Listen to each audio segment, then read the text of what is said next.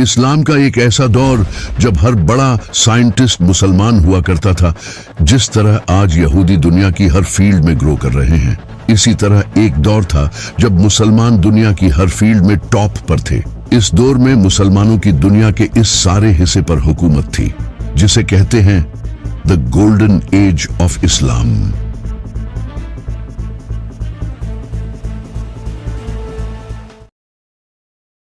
साल 661 ईस्वी, जब मेरे मौला अली अलैहिस्सलाम की वफात के बाद मुआविया बिन अबी सुफियान के हाथ हुकूमत आई।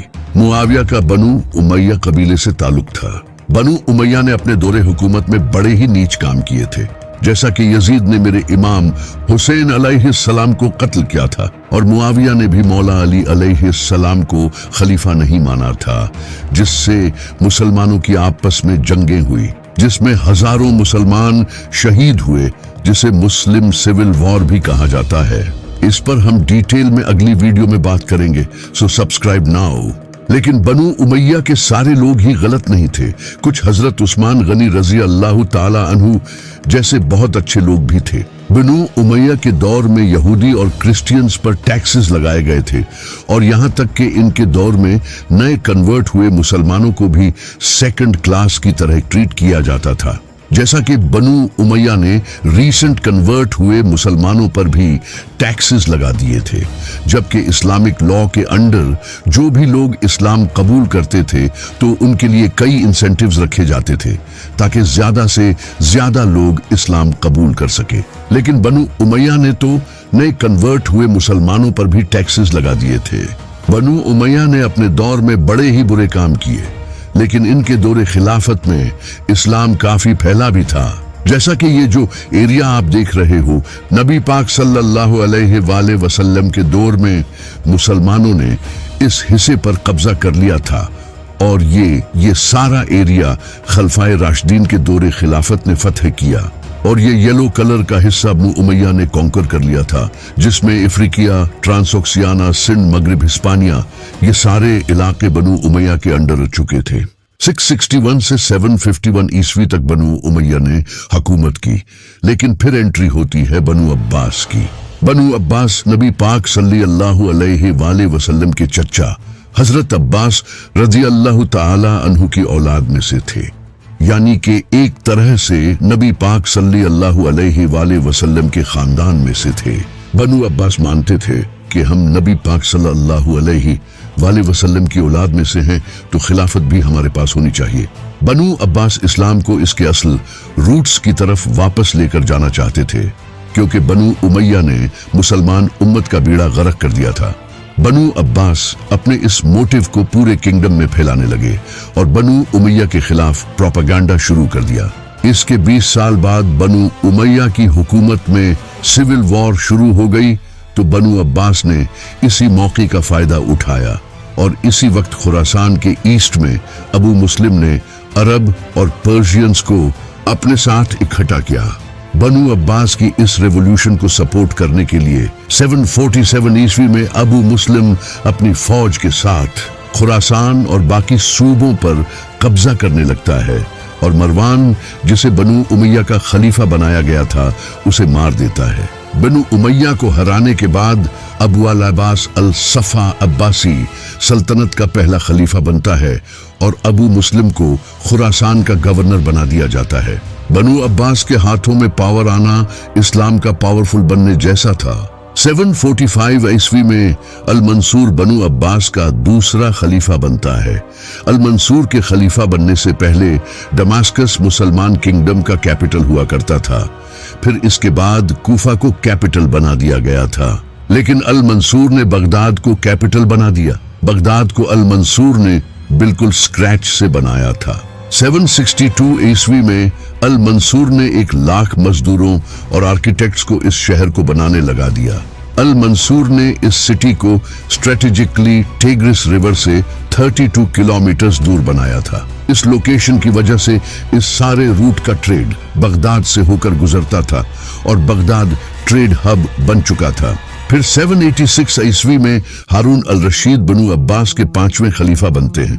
हारून अल रशीद बगदाद में एक लाइब्रेरी ओपन करते हैं जिसे बैतुल हिकमा और हाउस ऑफ विजडम भी कहा जाता था, जहां पूरी दुनिया से लोग आकर नॉलेज शेयर करते थे और इस नॉलेज को ग्रीक, चाइनीज और संस्कृत जैसी लैंग्वेज से अरबिक में ट्रांसलेट किया जाता था। इस वक्त अरबिक को साइंटिफिक लैंग्वेज माना जाता था। बगदाद में सिर्फ मुसलमान ही नहीं बल्कि क्रिश्चियन, बुद्धिस्ट की तरह हर रिलीजियन से लोग आकर नॉलेज शेयर करते थे। Philosophy, literature, math, science, arts, architecture, chemistry, astronomy जैसी हर फील्ड में मुसलमान ग्रो करने लगे। जैसा कि अल ख्वारिज़मी, जिन्हें फादर ऑफ अलजेब्रा कहा जाता है, जो कि मैथमेटिक्स, एस्ट्रोनॉमी, जियोग्राफी, पॉलीमैथ इन सब के एक्सपर्ट थे, इन्हें बगदाद की लाइब्रेरी हाउस ऑफ विजडम का हेड बना दिया गया था। ये जो अलजीब्रा वर्ड है, ये अरबिक वर्ड अलजब्र से बना है। अल ख्वारिज़मी की बुक्स ने मैथमेटिक्स को बदल कर रख दिया। इब्न अल हैतम, जो कि बहुत बड़े एस्ट्रोनॉमर और मैथमेटिशियन थे, जिनसे लियोनार्डो दा विंची जैसे थिंकर भी इंस्पायर थे, इन्हें फादर ऑफ ऑप्टिक्स भी कहा जाता है। इब्न अल हैतम ने 1000 ईस्वी में ही ये बता दिया था कि इंसानी आंख काम कैसे करती है। इन्हीं की वजह से कैमरास और माइक्रोस्कोप इन्वेंट हुए हैं। यहाँ तक कि दुनिया का पहला कैमरा इब्न अल हैतम ने सालों पहले ही इजाद कर लिया था। इब्न सीना, जो कि बहुत बड़े फिजिशियन और फिलोसोफर थे, जिन्हें फादर ऑफ अर्ली मेडिसिन भी कहा जाता है। अभी कोविड-19 में जो क्वारंटाइन किया गया था, इसे इब्न सीना ने सदियों पहले ही अपनी बुक में बता दिया था और इनका कहना था कि क्वारंटाइन बीमारी को रोकने का बेस्ट वे है और इनके मुताबिक हर बीमारी स्मॉल पार्टिकल्स से फैलती है जिसे इंसानी आंख देख नहीं सकती। लेकिन कमाल की बात पता क्या है, ये डिस्कवरी लोगों को सदियों बाद पता चली और इब्न सीना ने इसे उस दौर में ही रिवील कर दिया था। इब्न रुश्द भी इस्लाम के बहुत बड़े स्कॉलर थे। इब्न रुश्द ने अरिस्टोटल के भी कई आइडियाज को फॉलो किया था और ये पॉलीमैथ और जूरिस्ट भी थे। अल ज़हरावी, जिन्हें फादर ऑफ मॉडर्न सर्जरी भी कहा जाता है, यूरोप में इनकी बुक से सीखकर लोग सर्जरी परफॉर्म करते थे। इसी तरह इब्न बतूता भी एक ट्रैवलर थे जो कि पूरी दुनिया में सफर करते थे, जैसा कि अफ्रीका, यूरोप और एशिया और डिफरेंट जगहों के कल्चर के बारे में लिखते थे। इन्हीं बुक से मुसलमानों को इन जगहों के बारे में काफी कुछ पता चलता था। हवा में उड़ने वाले पहले इंसान अब्बास इब्न फिरनास भी मुसलमान थे, जो कि polymath inventor, astronomer, physician, chemist, engineer थे।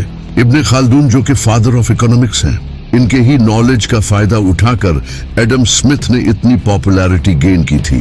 इब्न खालदून के आइडियाज को एडम स्मिथ ने कॉपी किया था और आज लोग एडम स्मिथ को तो याद करते हैं, लेकिन इब्न खालदून को कोई नहीं जानता। ये साइंटिस्ट्स की बहुत लंबी लिस्ट है। बस इतना जान लो कि उस वक्त साइंटिस्ट्स का मतलब मुसलमान हुआ करता था। इसी दौर में मुसलमानों ने कई चीजें ईजाद की। Windmills, camera, algebra, guitar, syringe, ऐसी हजारों चीजें उस वक्त मुसलमानों ने ईजाद की थी। लेकिन जिस तरह हारून अल रशीद के पावर में आने से मुसलमानों का गोल्डन पीरियड शुरू हुआ था, इसी तरह हारून अल रशीद की वफात के बाद इस गोल्डन पीरियड का डिक्लाइन शुरू हो गया। हारून अल रशीद की वफात के बाद अगले खलीफा के लिए लड़ाई शुरू हो गई। अगला खलीफा बनने के लिए हारून अल रशीद के बेटे आपस में लड़ना शुरू कर देते हैं और इसी तरह बनु अब्बास में सिविल वॉर शुरू हो गई। इसके बाद अब्बासी सल्तनत कमजोर होती गई, लेकिन अब्बासी सल्तनत का असल खात्मा तब होता है जब मंगूल अब्बासी सल्तनत पर हमला करते हैं। मंगूल बनु अब्बास के आखिरी खलीफा अल मुत्तसिम को भी कत्ल कर देते हैं और यहाँ तक कि मंगूल ने बगदाद की लाइब्रेरी को भी आग लगा दी थी। लेकिन अभी तक भी एजुकेशन के लिहाज से इस्लाम का हाल कुछ ज्यादा बुरा नहीं था। लेकिन फिर बनु अब्बास के बाद ऑटोमन एम्पायर की हुकूमत आई। ऑटोमन एम्पायर की दुनिया के इस सारे हिस्से पर हुकूमत थी और ऑटोमन एम्पायर उस वक्त दुनिया की सबसे पावरफुल हुकूमत थी। लेकिन फिर ऑटोमन एम्पायर के दौर में यूरोप में प्रिंटिंग प्रेस इजाद होने की वजह से लोगों के हाथों में बुक्स आ जाती है, जिससे यूरोप में यहूदी और क्रिश्चियंस का लिटरेसी रेट बढ़ने लगता है। इस मशीन से पहले बुक्स हाथों से लिखी जाती थी, लेकिन ऑटोमन एम्पायर में इस प्रिंटिंग प्रेस को बैन कर दिया गया, जिसके पीछे कई वजह थी। जैसा कि अगर प्रिंटिंग प्रेस से लोगों के हाथों में बुक्स आ जाती तो अथॉरिटी के लिए यह खतरा बन जाता, क्योंकि इससे लोग बुक्स को डायरेक्ट एक्सेस कर सकते थे और लोगों का इस्लामिक और पॉलिटिकल नॉलेज एक्सेस करना इनके लिए खतरा बन सकता था। इसके अलावा उस वक्त मुसलमान हाथ से लिखी हुई बुक्स पढ़ना पसंद करते थे। इन्हें ये नई तरह की बुक्स पसंद नहीं आई। उस वक्त लोग हाथ से बुक्स लिखकर पैसे कमाते थे। इस मशीन की वजह से इनकी नौकरियां भी खतरे में थी। इन रीजंस की वजह से ही प्रिंटिंग प्रेस को बैन कर दिया गया था। इस बैन के 300 साल बाद प्रिंटिंग प्रेस को तुर्कियों ने अलाउ कर दिया, लेकिन इन 300 साल में यहूदी और क्रिश्चियंस ने बहुत कुछ सीख लिया था और मुसलमान पीछे रह गए। और आज यह हालत है कि अगर मैं आपसे आज के किसी मुस्लिम साइंटिस्ट का नाम पूछूं तो आपको बिल्कुल नहीं पता होगा।